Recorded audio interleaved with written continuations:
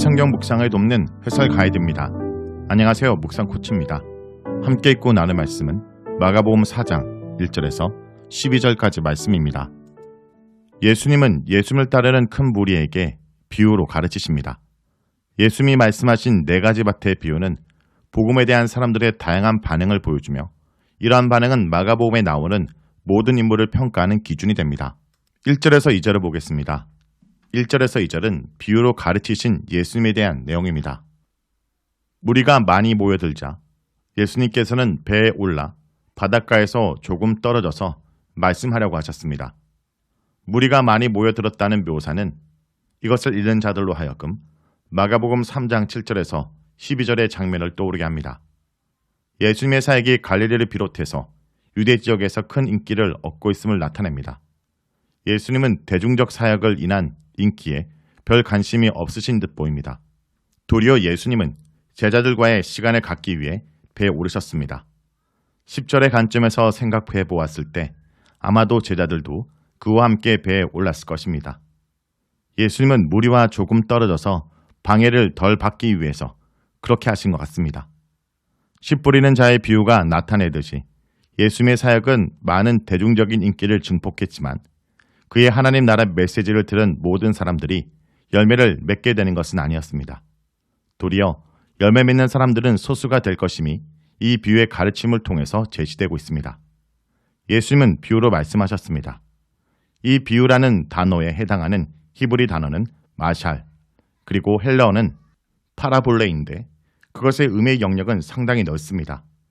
일반적으로 번역되는 비유뿐 아니라 수수께끼, 속담, 격언 등의 의미를 갖고 있습니다. 3절에서 9절을 보겠습니다. 3절에서 9절은 씨 뿌린 자의 비유입니다. 씨 뿌린 자의 비유라는 제목은 마태복음 13장 18절에서 따온 것이지만 실제 비유의 초점은 씨앗의 다양한 운명과 땅의 다양한 속성에 맞춰져 있습니다. 이 비유에서 네 종류의 밭으로 구성된 사중 구조는 단지 열매를 맺고 맺지 못하는 대조뿐 아니라 열매 맺지 못하는 씨앗들의 서로 다른 양상들을 보여줍니다. 또한 결실의 결과가 세 가지로 제시되는 것은 열매 맺는 씨앗도 그 수확량이 다양할 수 있음을 보여줍니다.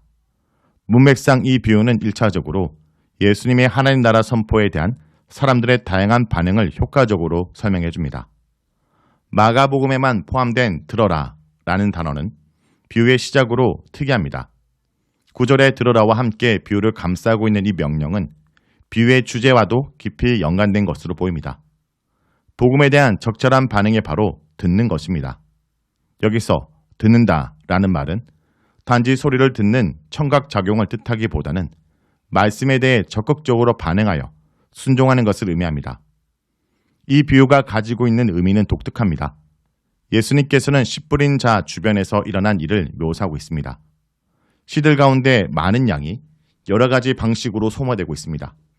그 중요한 이유는 씨 뿌리는 자의 부주의 때문이 아니라 씨 뿌리는 일의 성격 때문입니다. 어떤 씨는 그 밭을 지나는 길에 떨어집니다. 씨가 길 위에 떨어져 있기 때문에 새들이 그것을 바로 먹는 일이 생깁니다. 당연히 이 씨는 열매를 맺지 못합니다. 둘째 예는 돌밭에 떨어진 씨앗입니다. 그곳은 푸석푸석하고 얇은 토양에 쉽게 뿌리를 내리지 못하기 때문에 곧 싹이 납니다. 그러나 깊게 뿌리를 내리지 못하기 때문에 땅의 수분을 흡수할 수 없고 결과적으로 태양의 열기가 그 싹을 시들게 합니다. 뿌리가 깊지 못하기 때문에 수분과 자양분의 부족으로 마르게 됩니다. 결과적으로 이 씨도 열매를 맺지 못합니다. 얼핏 보면 돌밭은 열매를 맺을 것으로 기대되었지만 결과적으로 열매를 맺지 못하게 된 것입니다. 셋째 씨는 가시떨기 가운데 떨어집니다.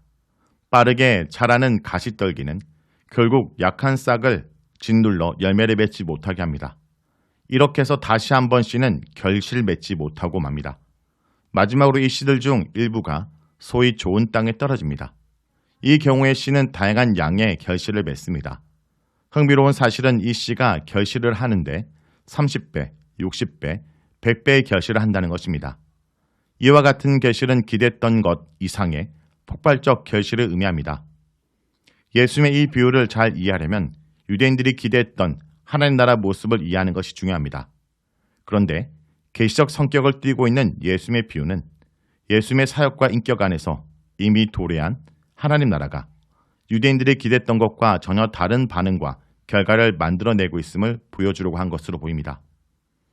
예수님은 기대되었던 모습과 전혀 다른 모습으로 나타나는 이러한 하나님 나라의 모습이 11절이 설명하고 있는 대로 비밀이라고 말씀하고 계십니다. 하나님 나라의 씨앗은 예수님의 비유 속에서 상당히 낭비된 것으로 비춰집니다. 다음은 10절에서 12절입니다. 10절에서 12절은 비유로 가르치는 이유에 대해서 말합니다. 비유를 들은 사람들은 12제자들과 함께 비유에 대해 질문합니다. 이에 대해 예수님께서는 하나님 나라의 진리를 안다는 것은 비밀을 아는 것이라 말씀하시고 이것이 그들에게 주어졌음을 밝히십니다.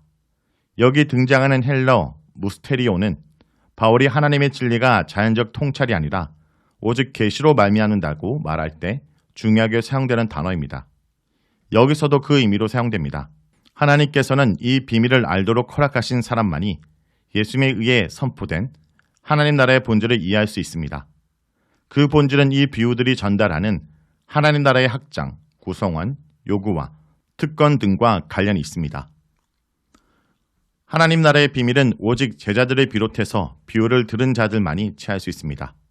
이 비유를 해석해내는 열쇠는 이 비유가 1차적으로 도덕적이거나 윤리적인 메시지를 전하기 위해서 의도된 것이 아니라 하나님 나라의 비밀을 설명하기 위해서 고안된 것임을 이해하는 것이 매우 중요합니다. 먼저 유대인들은 하나님 나라가 실현될 때 나타날 여러 가지 현상들을 구약 성경, 특별히 선지자들의 메시지를 통해서 기대하고 있었습니다. 종말 때, 즉 하나님 나라가 임할 때 하나님의 통치의 실현이 악인에 대한 심판과 의인에 대한 신원의 모습으로 나타날 것이라고 유대인들은 기대했습니다. 그런데 예수님 안에서 하나님 나라가 도래한 것이라면 어째서 악인에 대한 심판과 의인에 대한 신원이 이루어지지 않고 있는 것일까요? 이러한 관점에서 예수님은 도대체 어떤 종류의 메시아일까요? 사실 이러한 질문은 마태복음 11장에 등장하는 세례 요한의 질문과도 개를 같이 하는 것입니다.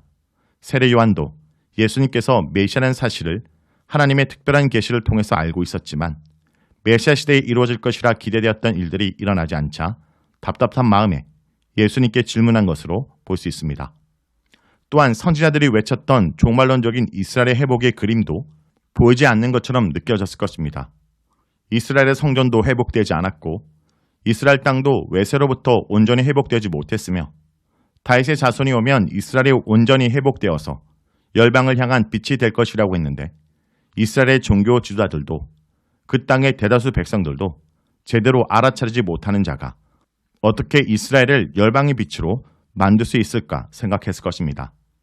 사실 이러한 배경적 이해가 씨 뿌린 자의 비유, 즉 하나님 나라의 미스테리를 이해하기 위해서 필요합니다. 이 비유는 하나님 나라 사역이 마치 실패한 것처럼 느껴지는 상황 속에서 그것이 실패가 아니라는 것과 어떤 점에서 하나님이 구약에서 말씀하신 것에 대한 성취인 것인지를 드러내주고 있습니다.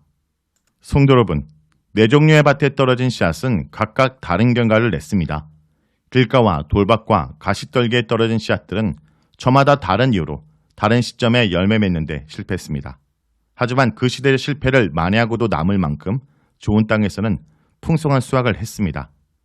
하나님 나라 복음이 당장에는 곳곳에서 실패하는 듯 보이지만 결국 아무도 예상 못할 만큼 승리할 것이고 우리 눈으로 확인할 수 없는 순간에도 꾸준히 그 승리의 역사는 지속되고 있음을 보여줍니다. 성도 여러분, 진리를 믿고 수고에 비해 미미한 성과가 나타난다 하더라도 낙담하지 마십시오. 지금도 진행 중인 하나님 나라의 승리를 바라보는 주의 백성들이 되길 간절히 기도합니다. 말씀을 놓고 기도하겠습니다. 오늘도 주의 말씀을 더욱 사랑하고 소중히 여기며 말씀을 듣는 귀와 깨닫는 마음을 허락하여 주시옵소서. 특별히 이 땅 가운데 도래한 하나님 나라가 우리의 기대와 모습처럼 진행되지 않는다 할지라도 이미 이 땅에 임했음을 믿습니다. 오늘도 그 말씀을 붙들고 하나님 나라를 살아가는 우리를 통해 주의 나라와 일들이 이루어지도록 우리 삶을 붙들어 주시옵소서. 예수님의 이름으로 기도합니다. 아멘.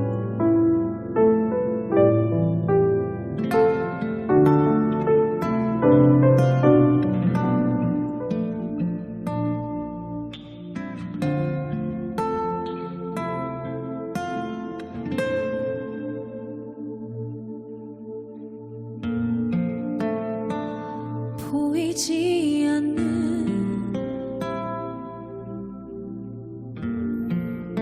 길을 걷는 듯이 막막한 세상을 홀로 버텨내고 있어.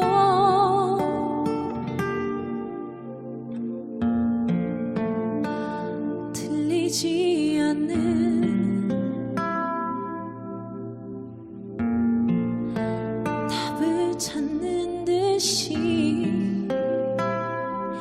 지친 그 마음에 그저 울 수밖에 없던 내가 여호와께 엎드려 나 내 주님께 기도하며 그는 날 안고 등을 다독여 나의 눈물을 거두어 주시네. 우리 곁에 임재하신 내 주님께 노래하리. 네 약하고 떨리는 소리지만 다 듣고 계신 나의 주님께.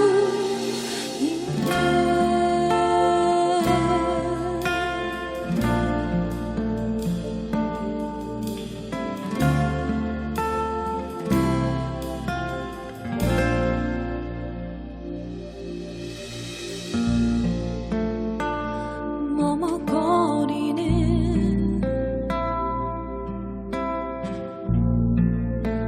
나를 이끄시고 힘겨운 하루를 그가 견디게 하시네.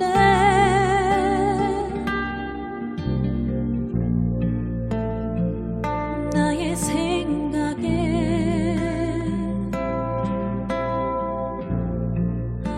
흔들리지 않고 날 안아 주시